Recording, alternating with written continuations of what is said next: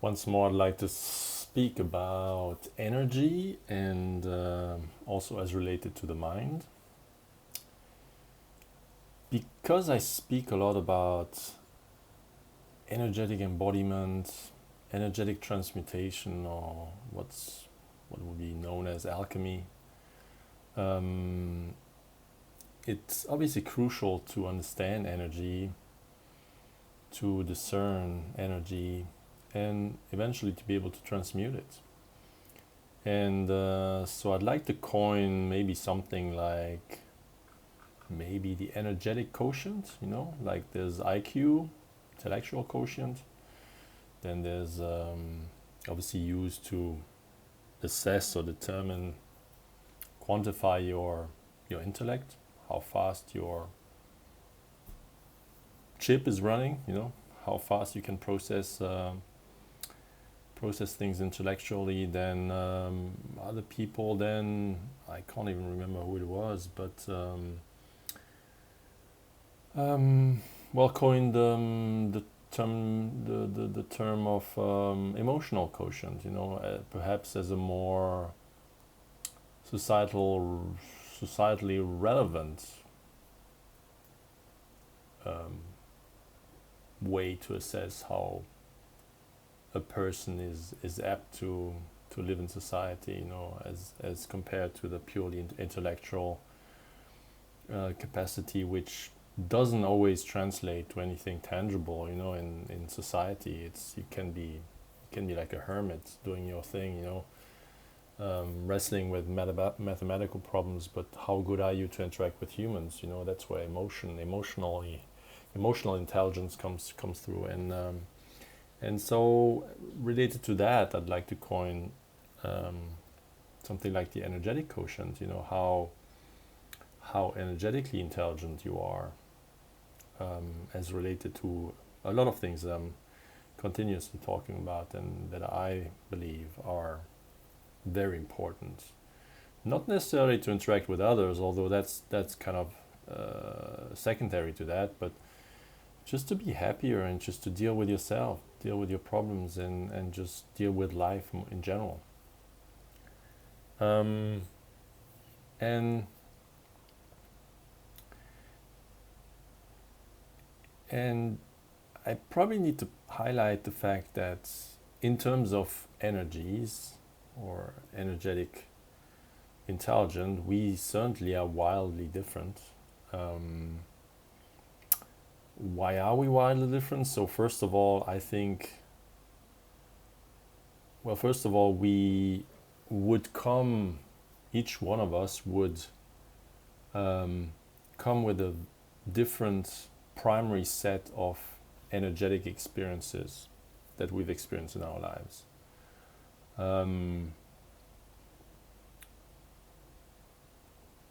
So energy here is just what you've experienced, like whether it's positive or negative or good or bad, however you want to label it. We all had different sets of experiences in this life. This corresponds to energetic states.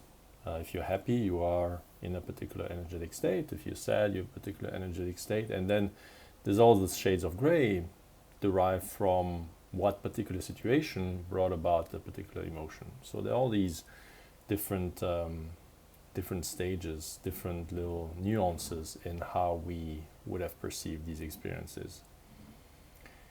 And this is related to the particular characteristics of your mind.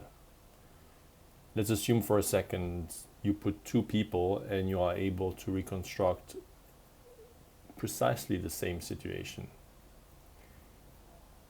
Two people with different mindsets or different ways of thinking would have a different experience based on whatever outer circumstances were happening at the time, if they were identical. And so the mind determines your energetic state based on external circumstances. And so because our minds are wildly different, even with similar outwardly circumstances, you would end up having a different experience, and thus you would experience a different energetic frequency.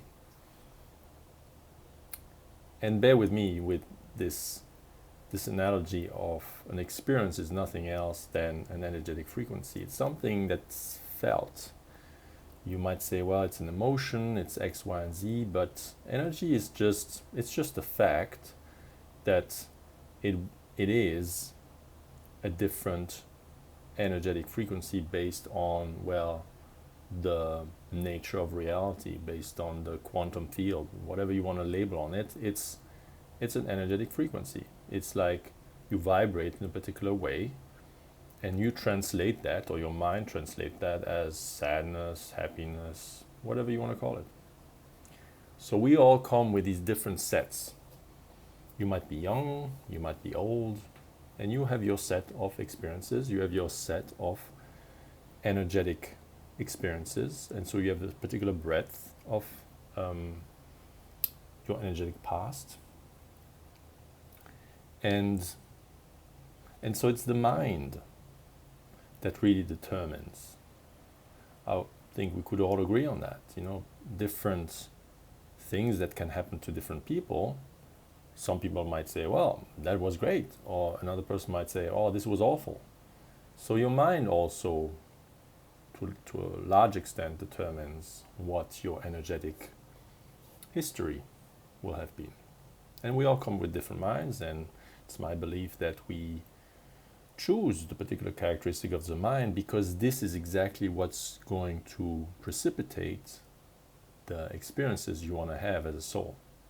So you choose your mind because oh yeah, well, I'm going to throw myself into those circumstances, and then I'm going to get really the experiences I'm looking for, the emotions. I want to feel these emotions and have those experiences.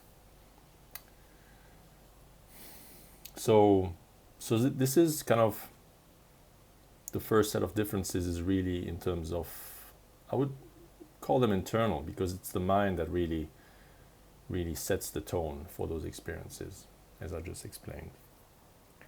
Now the second kind of difference that we might perceive between people is how much do you soak up of your external environment? And I would largely consider this as, let's call it empathy. How much do you pick up cues that you're not necessarily creating with your mind and a simple set of outward circumstances, but how do you feel other people's emotions? Suddenly do you enter a room, and then instead of your mind creating a particular experience based on what's happening, it's like you're picking up on what another mind in another body is kind of creating, and you pick up on that, and then you adopt it. You kind of mimic it, you mirror it. How often do you do that?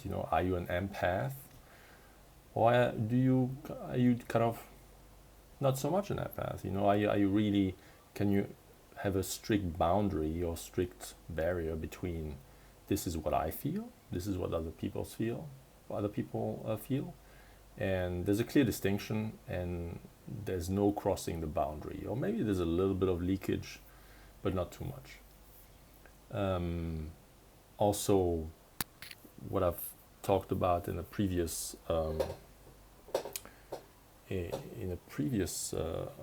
talk was also, well, people, empathy, but also music, for instance. People react differently to music. There's something called frisson, which is basically you have goosebumps when you listen to a particular music.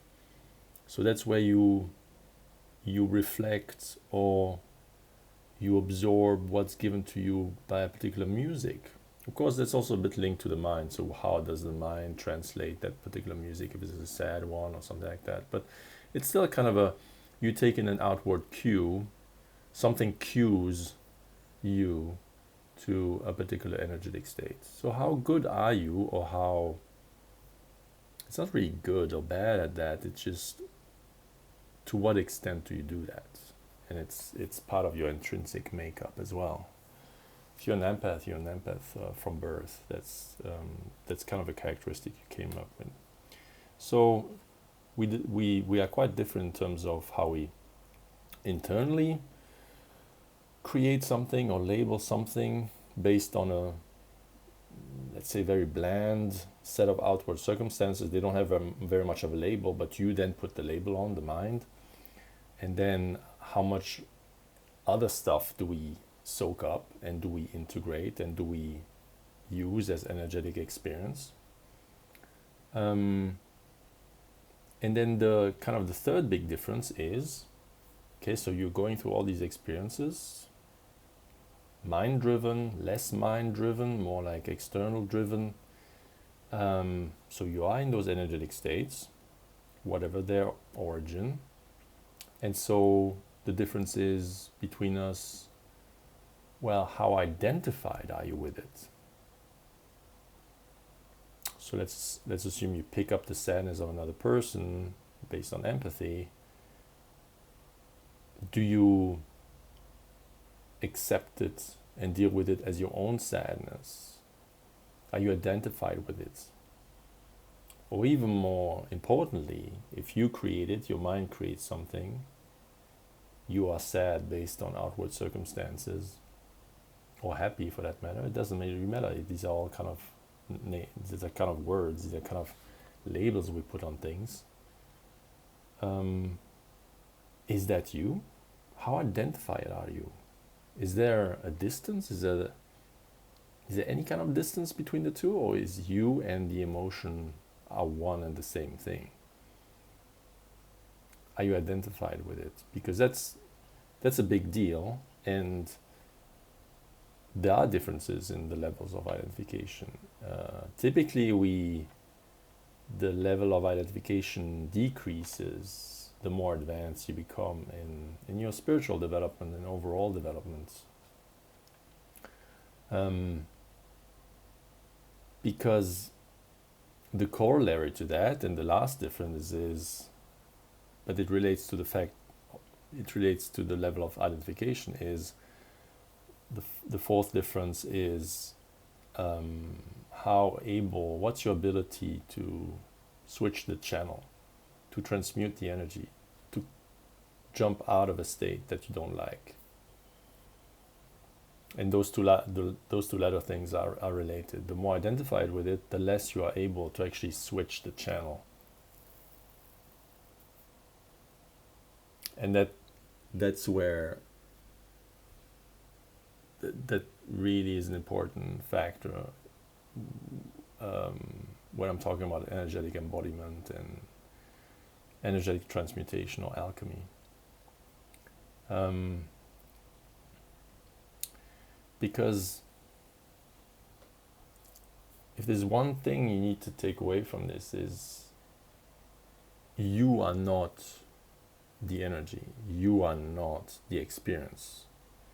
You should not identify with it. It's fine if you do, but you need to learn how to distance yourself from it. Because you are not that. You are like you're a channel. You're an empty channel. You're an empty channel that has free will with regards to what frequencies or what energies it wants to resonate with, or it wants to go in resonance with. Which energies do you want to channel? You're like a tuning fork. First, there doesn't seem to be a choice. The outward circumstances triggers anger, frustration, perhaps joy, laughter. And you just, based on those cues, your mind actions the tuning fork, and then you resonate at a particular frequency. There doesn't seem to be any choice if you're really fully identified with it. Once you de-identify from it, and you realize that that's not you, you are, similarly to there's There's an ether that's where all reality is made from. In the same way, all of your emotions, your experiences, you are the experiencer. You are the matrix that allows the experience to happen. But you are not the experience. You are not the energy.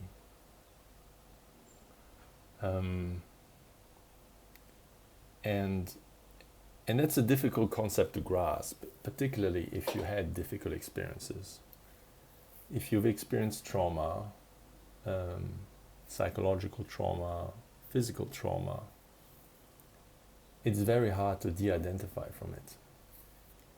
And I understand that. And it's hard to say these things without pushing buttons that are probably still there in your mind, where you react very strongly to things like, well, you are not this experience, you are not that, because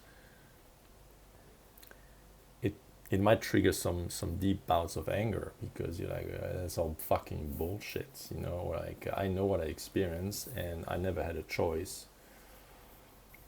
I understand all these viewpoints. It's the fact that whatever you experienced, whether it's even like, let's say, physical trauma, the body regenerates really quickly. The human body is extremely resilient. Although it's not 100% correct, but there's something to the fact that every 7 years you have a new body, right? Based on the turnover or half-life of human cells, every 7 years or so, more or less, you're completely new. You are, every 7 years, you could say, although again, there are stem cells, there are other cells that are more whatever, but let's just use it as a fact, because otherwise it's too complicated. But you could say that every 7 years, the cells you have never seen, sensed, touched anything that happened 7 years ago. Completely new. They never had the new cells. So whatever you experienced, even as a matter of fact, if you would actually wait a few years, there's no physical trace of anything left. Now you might say, trauma is being stored in the body, could create disease. Yes, good argument. But how is it being stored? It's being stored by the mind, by memory, by mental processes. This can have physical ramification in terms of epigenetics. So if you are still wired in a particular way, and you create the nervous interactions, or your nervous system is wired in a particular way, it will obviously send signals and create those epigenetic modifications that are a physical manifestation of the disease. But the body in that case only reflects what you perpetuate in your mind. The cells themselves would have been fresh, would have been a new start, but they're getting exposed to the same mental processes that you perpetuate in your mind. So at the end of the day, let's take the example of actually waiting a few years, because trauma sits there for decades. That's why I'm taking that example.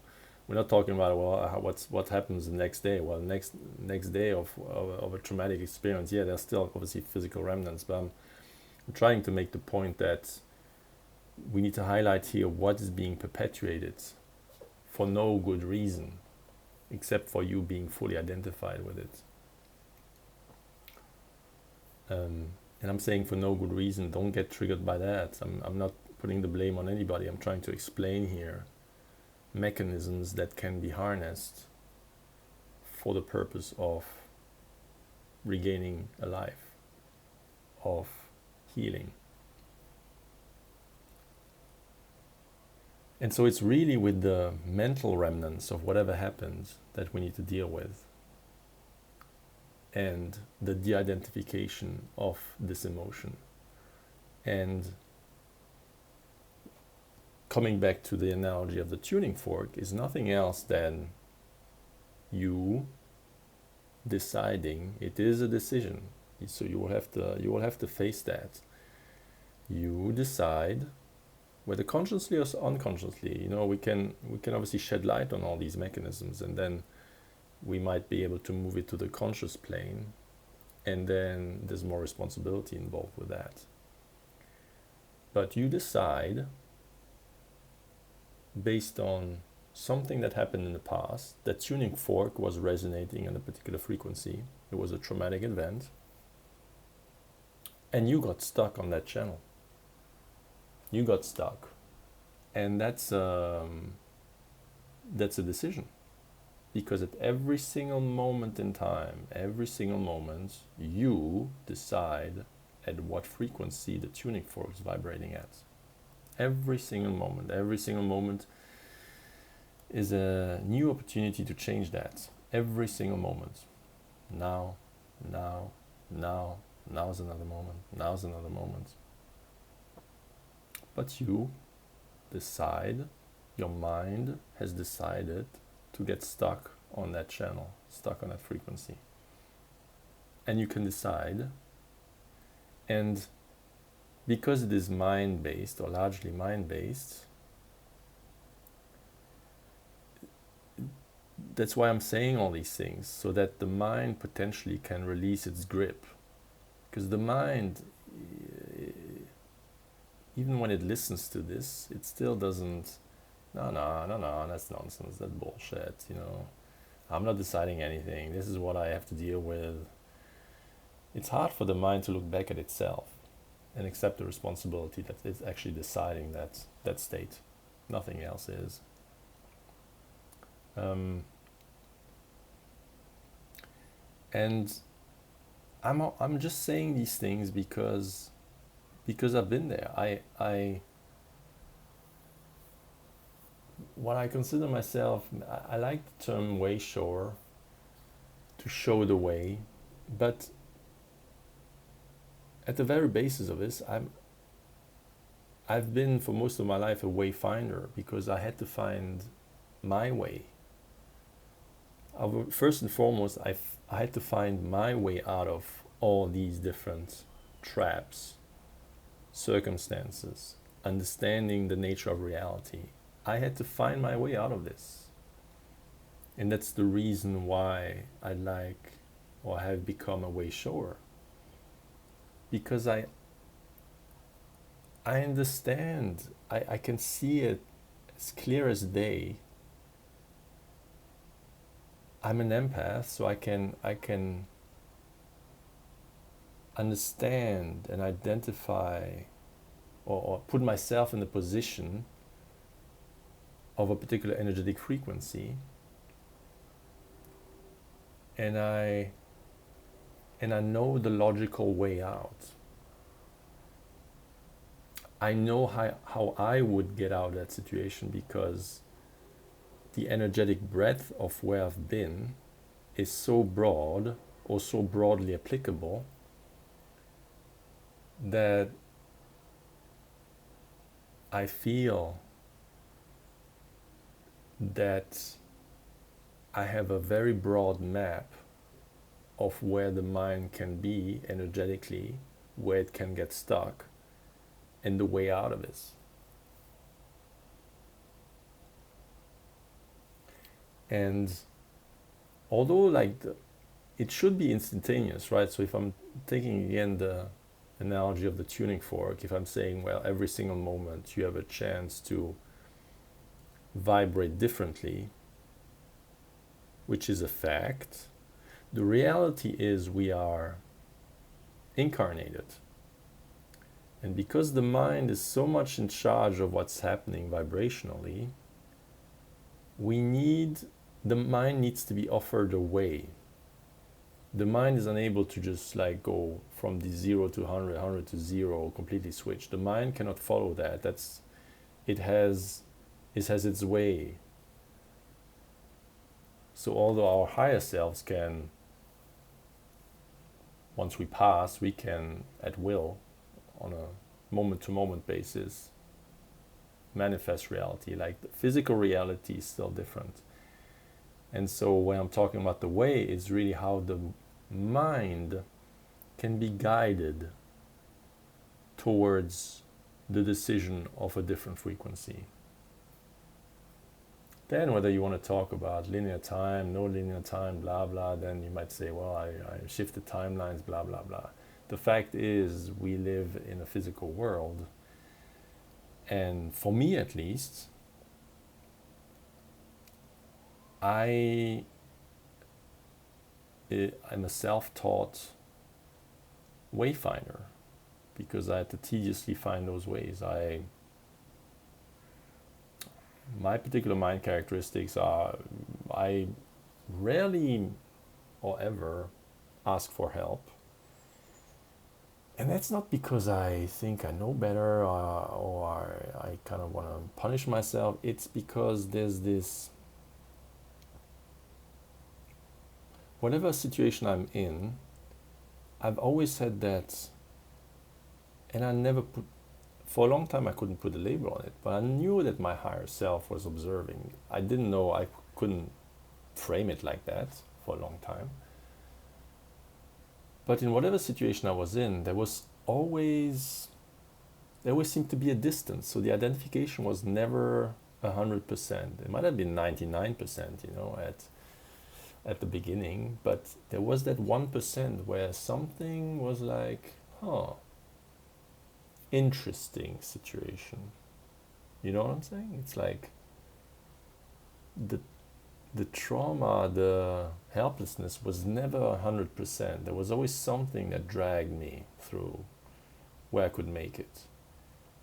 And this allowed me to retrace every single path. And it took a long, long time. And that's what makes people good at that. If people help you, take the next left, take the next right, do that. It's like, when you ask for the way, and someone tells you, well, you take the next left. If you have someone in the car and they know the way and they tell you, okay, take the next left, take the next, and then we take the turn, blah, blah, blah. You will never know if you actually truly know the way unless you're by yourself. And so, a person might be in your car, tells you the way. Maybe the next time you go, you still fuck it up. So you ask them to come with you again. You iron it out. This is what I made wrong, blah, blah, blah. Now imagine there was never anybody in your car with you and you have to find your way. So you go through every single possible combination to get to your goal. And after that, I would consider, I mapped my entire territory. Now, it might not be entirely identical to your energetic and mental territory because, again, we're talking about individual characteristics that I chose to incarnate with that made for a particularly interesting life. But yeah, I mapped that territory really, really well. And so every once in a while, I give my mind a little bit of a free rein, and then kind of wanders, like drives me into the ditch, and then, but it's just letting go, and then I find my way back again. So I'm never truly lost ever, because I know exactly how to go home, how to get home. And this is possible for you as well. And it starts with those basic elements, that energetic discernment and understanding all these things. Not cognitively understanding this. You need to feel this. There's no going past feeling. You can listen to me for hours on end. You will not get it. You will only get it if you feel it. If you literally feel the same thing as I feel. And then you don't need any help anymore because you are fully capable yourself. You have all the tools to do everything that I've done. You have all the tools. You are beautiful, energetic being. You don't need any help. You might need reminders, and then you're like, ah, yeah, now I remember. Oh, yeah, that feels familiar. Or maybe it doesn't feel familiar. It doesn't matter. But once you have the same abilities, so once you learn the tricks, you can get yourself out of any type of situation.